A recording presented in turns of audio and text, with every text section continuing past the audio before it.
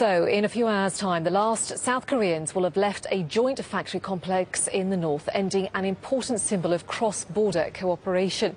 South Korea says it made the decision to leave the joint industrial park after the north blocked access to it and refused to open talks on restarting joint operations there.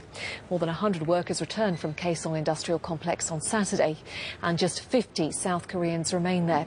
The South's president says it will only further isolate the north. Our government will now have to do its best to provide substantial support to the South Korean companies and workers so that they do not lose hope. After seeing the mutual agreement go down the drain, who will now be willing to invest in North Korea?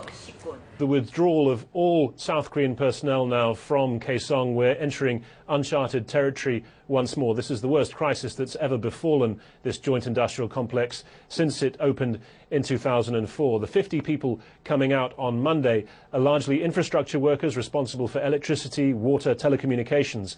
And although the South Koreans say that they will maintain the flow of electricity and water northwards for the foreseeable future, after a while the lack of maintenance going on the other side of the border will mean that they will have to close that off as well.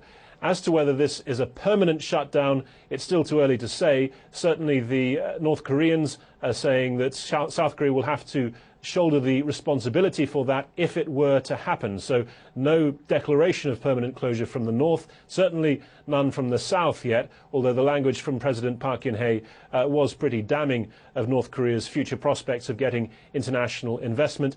Both major parties here, the DUP and the New Frontier Party, the ruling party, are talking about trying to resuscitate this project in the future.